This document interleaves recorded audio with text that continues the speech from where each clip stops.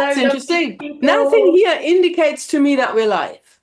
Oh, it's a surprise. We definitely, yeah, we are.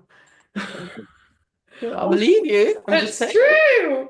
Hello. Hello, hello. If you're there and you can see us, say hello and tell us that you are there because it's super exciting. Oh, that doesn't work. So, yep, I can see us. We have a good connection. We have people watching. Hurrah.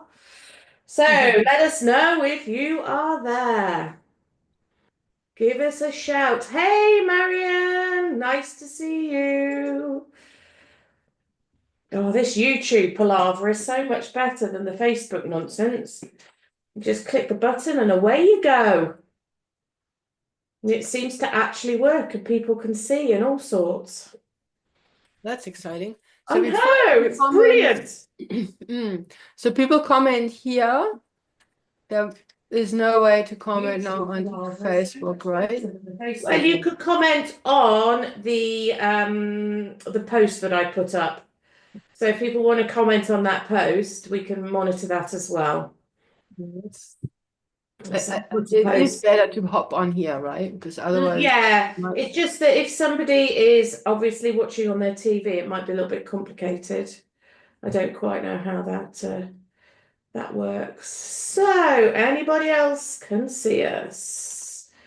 Where are that's it. There we go. It's starting to wake up a little bit on the old YouTube. Hello everybody, how you doing? Give us a shout, give us a wave.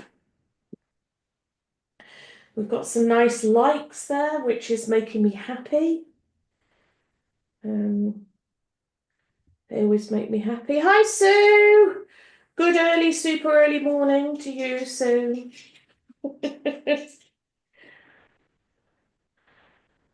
Hope you are doing super duper well. This is very interesting when it's all super new. Hello, Marianne. Lovely to see you as well.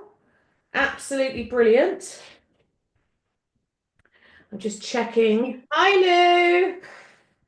Hope you're well. Hope you got my message earlier. Just double checking on the group. Make sure nobody's lost. Ooh. We have a cool topic today while Julia is checking the I've got Facebook thingy. a question as well that I'm just going to copy across Okay, cool. so we can So Sue says, I think I'm awake. Have And, you just had a change of a time zone change? I don't know if you do in WA or not. I know they have in Melbourne, which makes things much easier. But at the other end of the day, at this end of the day, it makes things much harder for you, doesn't it? Which is a bit of a pain in the bottom. So super duper. Can I put subtitles on, Louise? Thank you for reminding me. I most certainly can. yeah, How do I it put should be those on? possible, but Yeah, otherwise. it should be good. Ba-da. They Okay. should. Where are they? Right, so we've got a fabulous topic today. It's all about triggers. And lucky you, not changing time. We don't change the time There either, again. but it seems everybody else does, and then they expect us to change. So rude. I've put It. closed captions on Zoom and I can't see them on YouTube, so I don't know if the rest of you can. Oh, Anything I else think you might have to do them on, on YouTube? yeah, Yeah. because I don't see any on Zoom either. Oh, that must be because I've put them on my own Zoom and I haven't put them on. Yeah, so It's I think on what has the. happened I on. don't know how to We do. might have to figure that out for next time. Yeah, I'll look it up in a minute anyway and see if Yeah, I if sort there's it out. a chance. I think you better get started. We better had. So we're talking about triggers today. Exactly. Triggers, triggers, And triggers. the idea that not all triggers are equal. So, because we all know that sometimes our dogs explode and it seems to be out of nowhere, right? Exactly. Exactly. Or sometimes they have an issue with little black dogs, and other times they don't have an issue with little black dogs, that sort of things. So we'd love for you to drop an apple in the chat if you know what we're talking about. Like your dog sometimes reacts to one dog, but not to another dog. Or sometimes they react to people, but not always, that sort of thing. Show us if you have experienced that. Just put a nice red apple in the chat. I'm just trying to find the apple.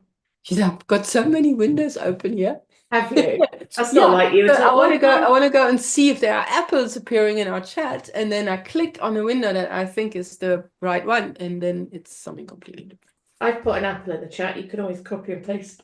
Can you copy? Yeah, great, great. Yeah, sure, I can copy and Oh, paste. Louise knows Louise what we're gets talking it. about. Yeah, Yeah, quite right too. it's good. Absolutely. Anybody else know what we're talking about? That reaction out of the Yeah, blue? thanks, Marianne. Yes, Sue. Sue's writing apple. Yeah, Marianne also. Okay, cool, cool. Super. And any idea why this is? So it's got to do with the dog being triggered, and sometimes they're triggered, sometimes they're not triggered, right? Should we take it back a step and maybe discuss about what actually a trigger is, what we Yeah, define as a trigger? good idea. So, could you guys maybe pop in the chat what your understanding of what a trigger is, and then we can put our heads together and come up with a decision as to actually what that's going to be, what it's going to look like, and what's different and exciting in people's responses, which is quite interesting. A full bucket, Marion. Marion, after my own heart there, definitely. Anyone talking about buckets? Yeah, it definitely seriously bucket filling. They do certainly fill the bucket, totally. Any other thoughts on what might be a trigger? I might have to open up YouTube on a different channel and be somebody different. It seems to have gone a bit static. Any other thoughts? What's the definition of a trigger?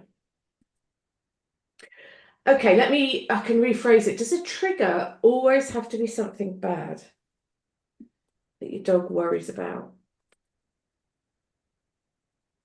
Is a trigger always something that your dog is worried about? Or not?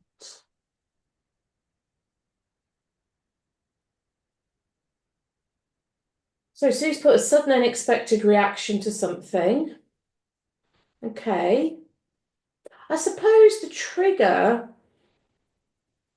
strictly speaking, would be the something rather than Yeah, reaction itself, wouldn't it? yeah, Yeah. And similarly with the bucket, the trigger is the thing that's going into the bucket rather than the bucket itself. So the trigger is the thing, yeah, that's filling the bucket. Whether it's a small amount or a big amount, it's those little bits that are just adding up until you get to that overflowed bucket and it's like, pow, everything's gone wrong. yeah. So, I mean, strictly speaking, the definition is of a trigger is a stimulus, right? It's a stimulus that causes a reaction. So Yeah. I was actually, I was going to my little favorite book of terms and things, how dogs learn, for, Birch and Bailey. And I went into Good old Bob. the index at the back, and trigger isn't actually in there, interestingly. Because Really? Isn't that funny? yeah, stimulus is in there, but Yeah. not. It's the thing is in our everyday language, we always kind of use trigger as in a sort of negative connotation, isn't it? Yeah. Normally a bad thing. And The that's it, triggers. because a trigger really, like you say, it's something that you get a response, and it can be a physical response. So that's what we tend to think of. So when we got our reactive barking lungy dogs, but it's also that emotional response as well.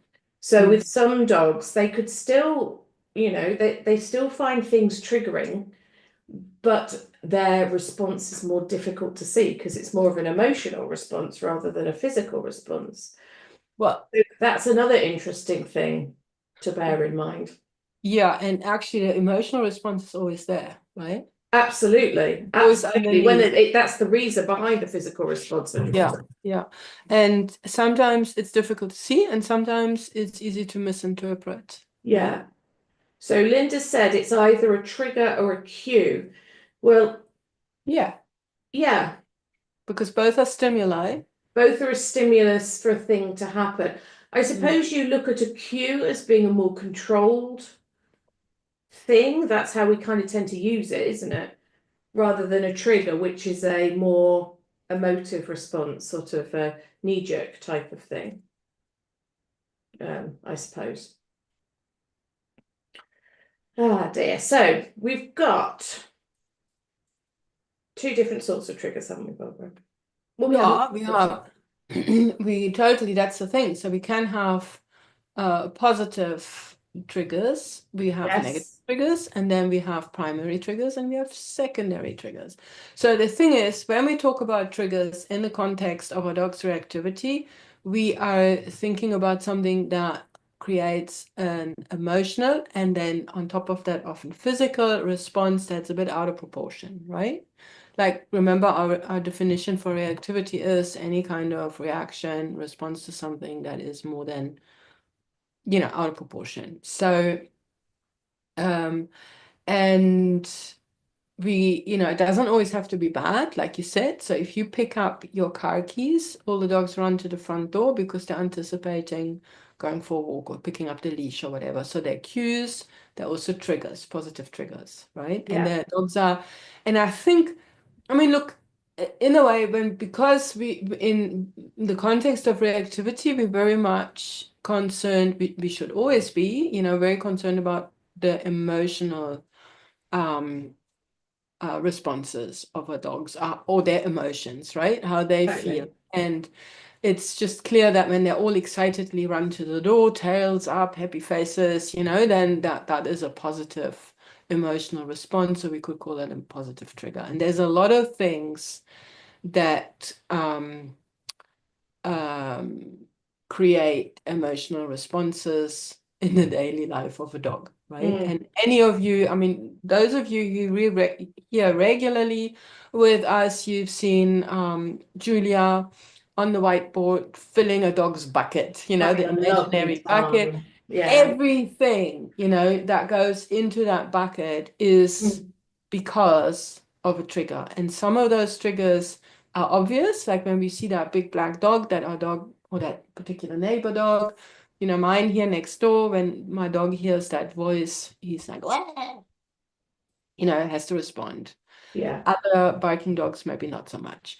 So those ones are obvious primary triggers. But then there is also other triggers that are not as obvious, Mm. right? Or secondary. So, for example, if you have a dog that's not feeling so well, like um, Julia's Hattie with her arthritis, right? Yes. And when Yeah. the arthritis flares up and she's feeling, then, and you take her out and she sees something or she sees the cat or then the underlying arthritis is already filling her bucket. Yeah. So that's a secondary trigger, and it doesn't mean it's a lesser trigger.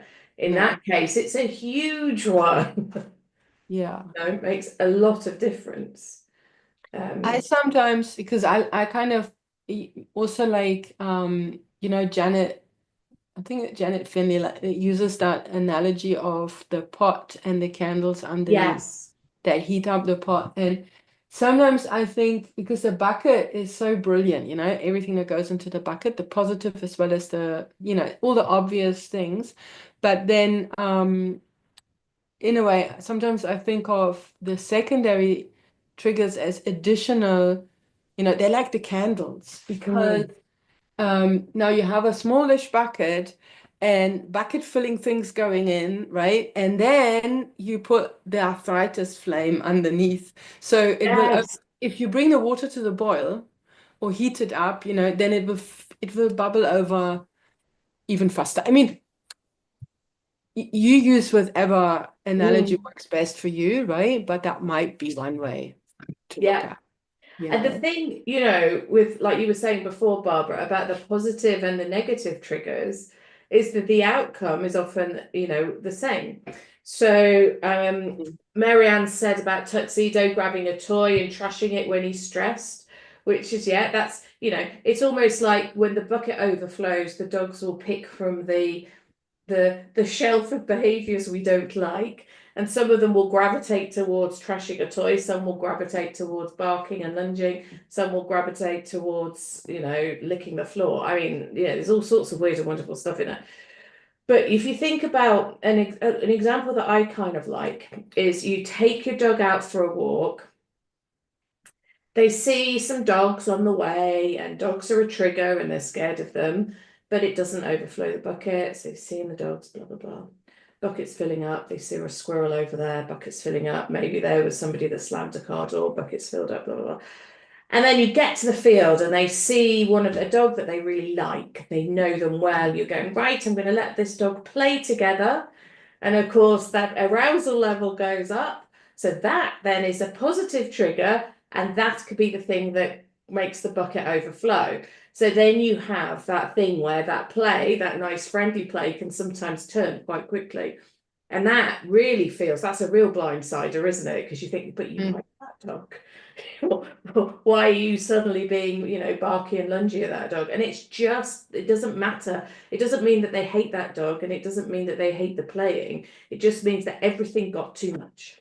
Yeah, and the bucket overflowed that And the moment. bucket overfloweth, exactly So that. another way to look at it is that when we see a primary trigger, we see a clear cause and effect relationship. It's obvious Yes. to us, right? We've now clued into our dogs, and we know whenever we see another dog, the dog will lunge and bark, or whenever they see somebody with a uniform that looks like a postal service person, they'll bark, whatever. So it's obvious. We can see it. I can hear my neighbor's dog bark, and I know that, look at Falky these days, at least he's like going like this, right? So I have a chance to get it. But that is the primary trigger. Now, the secondary triggers are all the things that make that reaction even more likely. Yes. They're stresses. That might be another, positive and negative. So, like you explained just now. So a whole bunch of, oh, okay, but I can hold it together. Oh, Yeah. but that sort of thing, just accumulation, or simply things like lots of running. Like my Falcon here, we were talking about it this morning in another Zoom. I've got to, when I'm out with him walking and I let him off leash, I've got to limit a little bit how much arousal is happening, because if he gets too excited, he'll suddenly fall into a stay away pattern, Mm. right? He's really in high arousal. So we're working on this, but how we work on this is another matter. But the thing is that lots of running is really arousing. So, we have to alternate lots of arousing things with sort of calmer things so that so that his bucket doesn't overflow, right? Anyway, now the Exactly. question to you guys is, um, are you aware of what your dog's triggers are? Primary trigger? Can you put at least one primary trigger, obvious cause and effect relationship, something that causes a reaction from your dog? Can you put one in the chat? So One you can primary have, trigger. for every primary trigger, you can have one smug point. Oh, wow. If, however, you can think of a dog's secondary trigger, that's got to be 5, because that's when you're starting to get into the nitty-gritty. So, All so right. smug points are our currency for you can feel smug because you've Yeah. worked some stuff out about your dog. It's okay. Mailman, yeah, Yeah, Marianne, that's it. So that's definitely a smart point for Marianne. definite smug point. That would be one of Dash's primary triggers as well. Okay, we need a, what is a smug emoticon here? I don't know, is there one? Deliveries, yes, absolutely. Fox in next door's garden, definitely a primary one. I've put the slightly smug looking smiley face in for smug point. That doesn't look smug to me. I thought it looked smug. Friendly. Do you think? Yeah. Anyway, Anybody we'll think of find a it? good smug one. We'll find one. Yeah. We need to make our own, really, don't we? Yeah. What's still on our to-do list? Dog over the back corner barking. Yeah, Yep. neighbour dogs. Yep. Jar, do Definitely. you want to know a secret, right? Our next door neighbours, who are absolutely lovely, I was chatting to them yesterday and they're thinking about getting a dog. So they were asking my advice. And You everything said, in me wanted to say, don't get a dog because it will really irritate Hattie. It mean I'll have to manage her more carefully. Damn it. But I didn't. I was brave. Oh, I just have to make sure I deal with it correctly. Does anybody think of any secondary triggers? So for Hattie, as Barbara said, the big one's going to be the pain and discomfort. She also has some gastric discomfort as well. So itching would fall into that category as well. Those kind of things. For Dashi, I know. I know, Teresa. For Dashi, his one of his big secondary triggers is the kind of that generic noise of the kids playing outside. When there's kids playing outside, he doesn't react, but you can just see his bucket slowly filling. And you you had that. absolute legend, Julia. You got the subtitles working. I know, I'm so clever. Yeah. I don't know how though, that's the only thing. So Yeah. you had a good one, didn't you, with your old dog Emma, where she had a secondary trigger, which was watching the birds in the garden, wasn't it? That was a really interesting one, which just kind of Well, got that's true. simmering, got Yeah, me because simmering. she'd just be simmering there, watching them, and Mm. then got to the door and I let her out. She was out there. It's almost as if she was scheming, I'm gonna get them. Wind, Wind, yeah. yeah, weather, that's a big one, Yeah, Mary. yeah, Yeah, absolutely. stormy weather, those sorts of things. Yeah. Arousal, just general, anything that gets a dog excited, right? Exactly. Yeah, hangry for sure. For sure. You probably get a little bit of that here just now because mine haven't been fed yet. Definitely. So the arousal, so for example, those of you, anybody's got, just put a hand in the thingy if you've got a bit of a challenge when people come to the door, people come to visit. So even though maybe your dogs aren't reactive to the people there, or not aggressive or afraid or anything, just excited. But very often, the very fact that they're so excited when people come, that arousal makes it then harder for them not to overreact at the door, right? So then you get barking and jumping and things like that. And then all your good training doesn't stick in those situations anymore just because the arousal is high. Exactly. It's maybe not a good reactivity and example, but it definitely shows how it plays in, right? Oh, Linda, you just made me chuckle. My Mm. doodle gets hangry if we work past dinner time. Yeah, yeah, totally. Like my husband. Okay. You're so right. Oh, a whole bunch of hands shaking. Yeah, Yeah. Now we understand that a little bit better, right? They're not right. just being, can't you be good? That's just like all those emotions. So the more, that is why we always say, the more we can work on calm behavior, at least in that same space where the people first arrive, it's not fixing the issue, but it will contribute to. Exactly. No, no.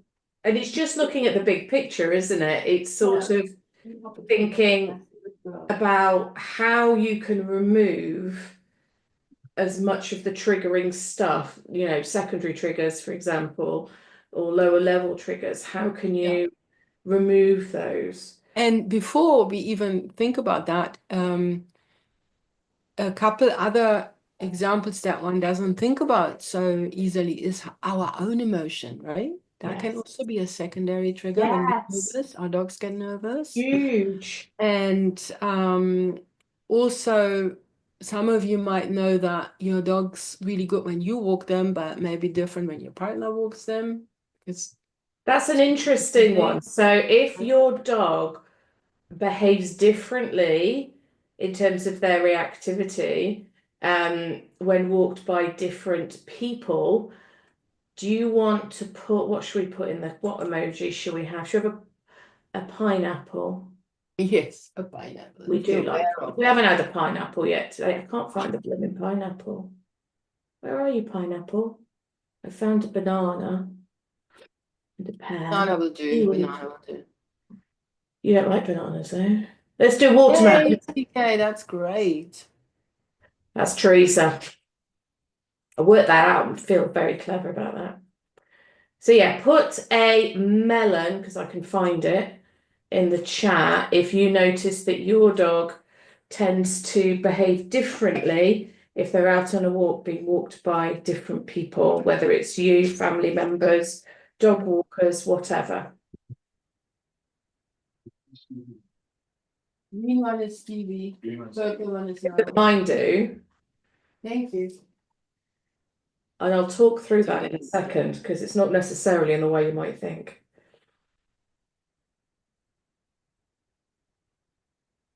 Yeah, Louise. Thank you. Oh dear, it's too funny. So I don't know what you're laughing at now because there's nothing happening in my is there chat. nothing happening? No, Tracy just put you are clever. So, that Well, yeah. made me feel good. Because I don't Ah, feel there it is. you Yes. got it. You got There it. is the Go on. melon from this.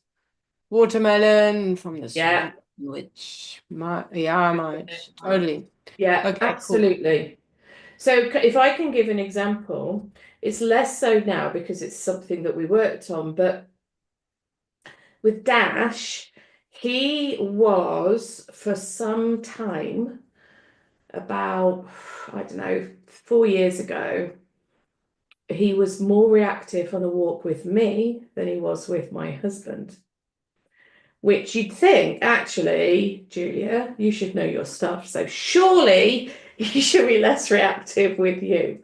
But here's the thing, when we first had him, and he was super worried about everything in the whole world because he didn't know anything about the world at all, it was always me that took him for a walk because I was the only person that he would walk with.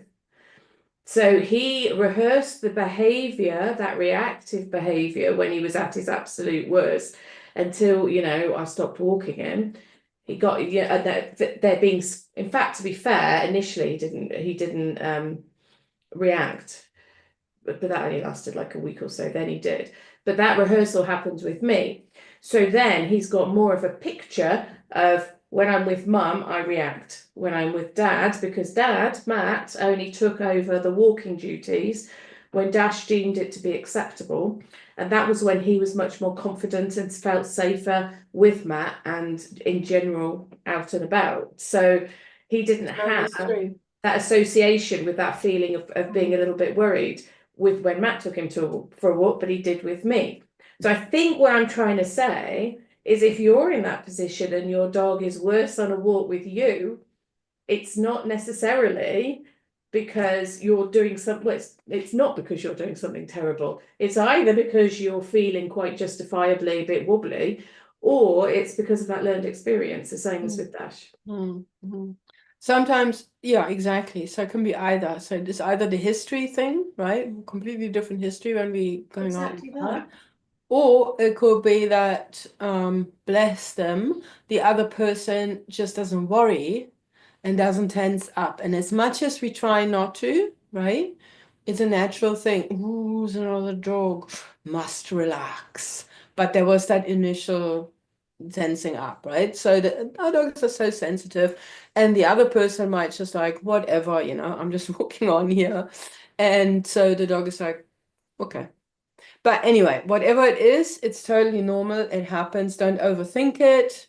Whatever you're doing, keep working on, on your stuff, I think is what we're trying to Exactly. say. Yeah, and it doesn't mean you don't think about what you're doing and how you're feeling Yeah. or anything like that. So, what can we actually do about this then?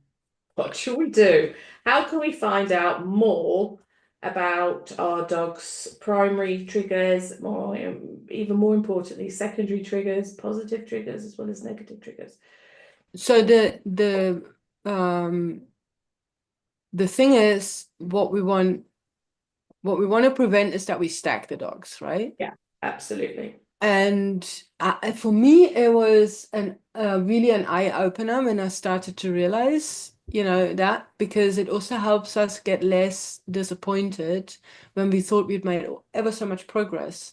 And then we're on a walk and suddenly we have a reaction again. That's horrible, And that, our isn't dogs it? got a meltdown. And now we think, oh no, everything's been for naught. But I am rubbish.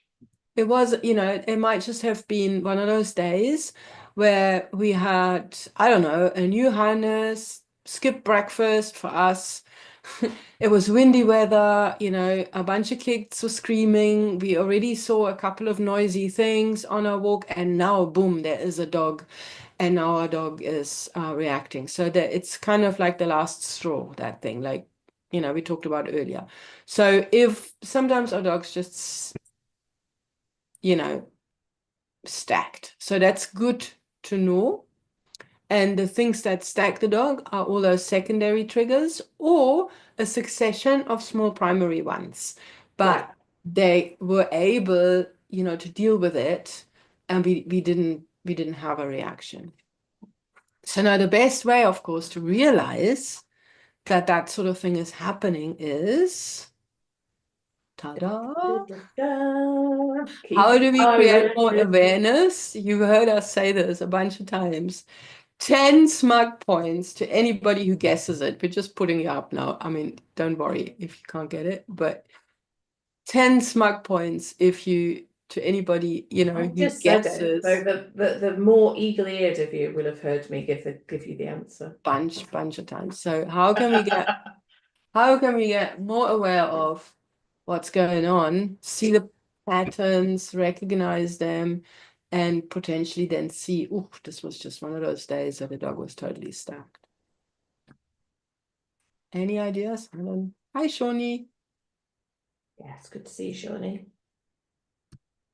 Any guesses? If I you don't know, don't if want you wanna, to. if you want us to get on with it and you just don't know what to say, then just put a coconut in the chat. We will get the message. But we also want to give you a chance to maybe like, let's guess. 10 smug points are 10 smug points. You can feel really smug with 10 smug points. That's like Uber smug. Right. That's Well, going there's to be neither terrible. coconuts nor guesses in my chat. That's No, why. I've got nothing in mine either. Was there a lag? Practice Ah, repetition by good watching ones. Good videos. Yeah, thing. temp Yeah. Sue. Yeah. Yeah, nice. Nice stuff, but not what we are.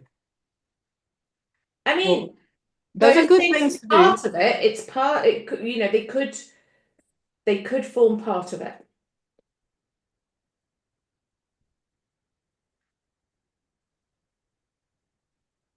Ah, Shawnee's going to be back. Yes, in 3 weeks' time, we'll plan something amazing. We'll have a Shawnee returning party. Doing hints here. Oops. Should we put everyone out their misery? Yeah. Keep a diary, right? Keep a diary. And do you know what you could do? You could use our ultimate dog training planner. Oh, yeah. So I'm going to pop a Yeah. quick link for that. So if you want something that will help you to structure that. That's quite a good way. But you can just use a notebook. Yeah. Stuff down. Or so this is not really a reactivity thing right now. I've got a bit of a struggle going on with little Stevie and her housebreaking, believe it or not. She's 9, almost 10 months old. Has she gone backwards? No, she's not gone backwards. We're just really doing? bad at reading her cues. Ah, Right. So the thing is she, she doesn't really she's very subtle. So we've started putting we have a notepad on the kitchen table. I don't have it here, otherwise I would show you. Ridiculous looking, colorful little icons, on top. So we can put when we took her out and she peed, whether it was in the house or outside. So we just can keep track. And it becomes, we both a little bit, both of us now are much better at catching things because now they're not. We don't, if she poos in the house, well, you just go, you pick it up. It's not a big deal, really. But in the long term, if she wanted to go away. But because I don't want to make a tick under, oh, she did it in the house. I'm much more on the ball, and I can also see whether there's a pattern, she always has to go at this and this time or something like that. So it's really helpful. It's really helpful. Hello. I was just talking about you. the lady herself. Did you have your dinner? Phoebe is always asking for Was it cuddles. Was it She's very cute, isn't she? The caption said I called her a he, which I didn't. Okay. So, and then Mayan said tricks. Now, tricks are fab things to do to help your dog get 100%. over it. Yeah, no, totally. 100%. Trick training is super. And Yeah. also, things that you might not want, how should I put it? In a way, I feel you should train anything and everything like a trick. Right? Work on it at home rather than trying to train it in the situation. You want to train for the situation. So it's nice to train it like a trick at home, and then when you can show it off to people, you can use it on your walks. Anyway, Exactly. sort of. Hopefully. Right. Okay, and then the thing is, if you keep a diary or if you put on a list every day a little bit about your dog's activities or experiences, if you've got a bit of an idea of the kind of things that could be secondary triggers, you can look out for that, right? And you can either keep a tick list or you can initially just write down a few things that have happened, and then that will or you could do it in, your dog had a reaction on today's walk or whenever the scenario normally happens, to think back, what else happened today? Right? And then you will identify probably some patterns, and then you get more aware of what the secondary triggers might be. And then that will help you prevent those broke the camel's back scenarios. Exactly. Shawnee says tricks rock. Could not agree more of it. So March says my boys do things like touch, spin, twist if we're trying to avoid looking at something. So you're giving them a job, you're giving them something else to do so they don't go self-employed and decide that their job is just staring. I mean, to be honest, there's nothing, allowing that dog to be aware of what's going on is great, but getting them, if they can still think while those things are happening around them, then that's you growing that bucket. That's you making that bucket bigger. So hooray for you. Perfect. Brilliant. Lovely job. Cool. So those of you who are aware of some of your dog's secondary triggers, what could you do today? What new thing, what change could you implement to reduce some of that? Blow out some of those candles.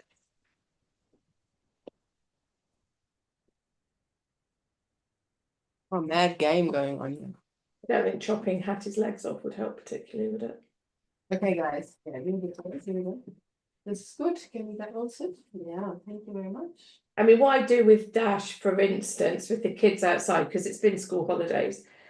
So for that secondary trigger, I'll put the blinds down you know, when I know that I can feel him starting to bubble, we'll put the blinds down.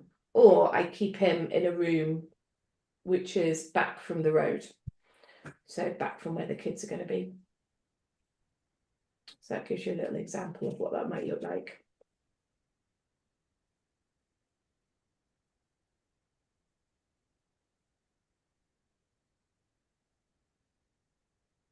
We have a obsessive fly chaser. Drives me mad. It's also not good for her. I don't want her to. It's not real. That's a real secondary trigger, though, isn't it? Insects and Well, stuff. it is because it brings arousal Yeah, up big time. really is She's massively. tired. Then she hops, and then you get all sorts of negative, unwanted behaviors that I don't like jumping onto furniture and things like that. So what we've done is we've got a whole bunch of baby gates and barriers and things up in the house because to prevent lots of running long distances in the house. And that that helped a lot, just bringing arousal down. I mean, the 3 dogs, one of them starts running. Next thing, they're all running and what's the word? Chasing each other, besides the fact that is potentially dangerous, it also just the general arousal level goes up, and then you just Exactly. You then just don't the peep need that in your life. outside, and then they all go bonkers, right? So Falky hears another dog, and then they all might be driving down the passage, because it's just fun chasing the one that was now triggered. Blah. So there's barriers everywhere, so they don't do that. So it's less, it just keeps the running down, and with that also the arousal. So Linda's put about change the stage, changing an environment works a lot, eliminates practicing the behavior and strengthening the neural pathway. Yeah. And that's it. It's that, our dogs aren't great generalizers. So if you change one thing, in a way you change everything. Mm-hmm. Because they don't have all those, they end up with a different connection. So yeah, it's a really great point. Yeah. EK says game gates. Yeah, games are totally a game changer, especially if you have Oh yes, 100%. Excellent. So Hey. shall we did have a question. Yeah, let's have a look at that. Shall I tell you what the question was? It was from Angela. And she said, I've no idea how to stop my quite large 15-month-old puppy from going bananas when we're eating our evening meal. You can see that. I mean, I'd like more info in what going bananas looks like. Oh, okay. Going bananas when we're eating our evening meal. We know how Barbara feels about bananas.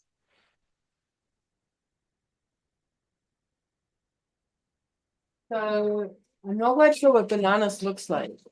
It would just mean barking, maybe, Yeah, running all around, that. Just all general, that kind of just but we don't know over-arousal exactly behavior. what it looks like. That's what Yeah. I'm saying, right? So it doesn't mean the dog gets excited in the same room and jumps on everybody's chair, or if the dog just like I could say that Stevie goes bananas in the sense that she just runs around and chases flies because we're not all in that room, or has it to do with food that the dog wants to get at. That's what I mean by it. Don't know what. It's not that I don't know the expression bananas, but I don't know what this particular bananas. Well, exactly. I know what you mean. I know what you're saying. Hmm. But generically, for me, it would be about rehearsing the behavior that you want. And bananas normally indicate some level of excitement. There's a level of arousal. So you want to have calmness, don't you? You need to think, all right, what do I want when I'm eating our dinner? We want calmness. Yeah. So how are we going to achieve that? I mean, I can tell you how I've fixed it in my house because I had Go on, three. what do you The do? moment one goes bananas, all 3 go bananas, kind of, right? Yeah. Except for maybe now, it's perfect. But you might get upset when oh, I get this bananas.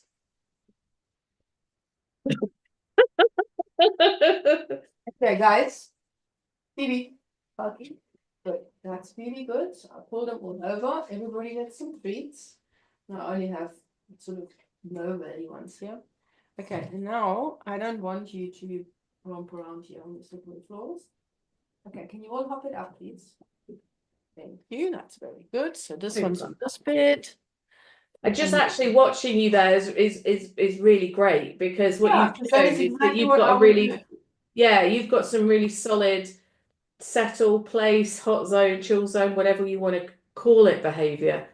So that's the key really, is what you want to do is train and rehearse a behavior, a calm behavior where your dog is in a spot, and they get a lot of value for being in that spot. And then they go there when you're eating your dinner. So you've taught them to do something instead, which is more chilling out. You would be rewarding them for it, particularly initially. So you'd want to rehearse the behavior not at dinner time. So start when it's easier. But get it so great that they can do it even then, like what Barbara did there with Falky and Stevie, when they really, really wanted to go bananas and do something far more interesting than sitting and chilling out. But she's now got the option that she can say, actually, this is what I need you to do now. You've got a job, go and do that. And one thing with mine that I realized is I had to let go of my expectations for perfection. So Yes. I don't know, some of you might have followed along a while ago. I was like, my dogs understand to go to their beds and they will stay there for a while, but they might not, and then they go off again. And then we have, lots of discussions and a lot of, the questioning, does the dog understand the release? I mean, this is now nerding out a little bit, and I'm convinced they do. It's just not as, here we go, right? Baby is off her bed. So I don't get my knickers in a twist about it. I'll just get her back. Wish the mouse. Yeah, I want you up here. And that's it. Those little But I nails. also go and I mean, I'm now slightly distracted. My focus is here. So you have to practice a lot where the dogs understand beginning and end of the behavior elsewhere, but then you also might have to up your reinforcer. Yes. So this is something that Stevie really taught me with this sort of behavior. So when we were working on it a lot, I do it with all my pups, initially in the morning, I mean, all the time in the kitchen, but often there's a lot of one-on-one quiet work time first thing in the morning when I'm making tea. And I've just potted them, and everybody else is still asleep. So it's perfect, no distractions, etc. So I get really good understanding. And of course, I've got 3 dogs, so they all mine just went over, and luckily she didn't take They to help have a each look other if a do I lot. maybe want to play with you now? So so it's not, and they're not robots. I don't expect them to be super helpful, but super perfect. So I just have to reset them. And there might be trainers who say, you don't want to do this, you want to get it perfect. But, with 3 dogs and a busy life, I've let go of And that also, expectation. you want the dogs to be able to be dogs, and the sorts of behaviours that we're talking about are normal dog behaviours. So Exactly. if we are asking for perfection, we're asking them also to let go of their dogness. Yeah, So exactly. it's getting that balance, because like, what's the point if Yeah. Yeah. So, if you're not going to do their obviously welfare? we don't do that anymore because you guys are all brilliant. But in it, we should actually, whenever we start answering a question, first thing is always we make sure the dog's needs are met. Yes. Right? Sometimes we know the dog's needs are not met because we have a particular challenge. Okay, then we can look at alternatives to meet the dog's needs. And now we're looking at what can we do to change that behavior, or what alternative behavior actually can we train. And when it comes to things that routinely happen, like your dinner time story, you need to have a look at what are all the triggers that might get that arousal up. When is the dog fed, before, after? Because if there's excitement and arousal in the mix, where is that coming from? Are there children that throw food around? just making this For up, example. right? Or has all the hot zone training happened with you standing, but never with you sitting around the table? So I know that I Really have, good point there, Barbara. Really good point. and because of my daily routines and everything, I have heaps better behavior when I'm busy in the kitchen because I have a history of lots of reinforcing my dogs when they're on their beds when I'm in the kitchen. Not so much when we're sitting around the table, not because we don't do that all that much. We're bad people. But better maybe outside. It's been summer, so we've been sitting at that table, the beds are there, kind of a thing.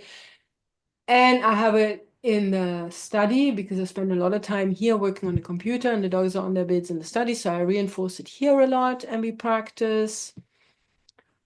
And where I don't have such great behavior with all three dogs, for example, is in the living room watching TV because the youngsters have only started recently to hang out with us in the evening when we do that. They tend to already be in bed. Yeah. Right? So we don't have that history over there. Doesn't mean they don't have a hot zone behavior. It's just that they, but then not so much used to, okay, that's where I go. If I go to the kitchen, they will break to their beds. Son is really worked up. She's off the hot zone now. She went to say hello to dad in the other room. And on the way back now, she picked up a toy and now she's lying on her bed and she's chewing on her toy. I'm not gonna get up now and tell her, I told you to be up. Nope. There are trainers that say you've got to do, I do that in a formal training session, right? But right now, my main thing was to get that wildness, get rid of that wildness. The other two are calmly lying here and she's not chomping on your toy. We can cope with that. If it flares up again, I go and interrupt it. She's only a baby. Exactly. And it's okay to be a dog. Yeah. That is good. Brilliant. Well, I think we'll Cool. leave that there for Wrap up today. there. Okay. Thank you Excellent. very much, everybody, for joining us. So, Have if you are somewhere where you have some time off for Easter, have a lovely time. Hope you have so much fun. yeah. And yeah, we'll see you next week. Yeah. Well, good one. Thanks so much for joining us. We'll You see guys you will next week, guys. rock.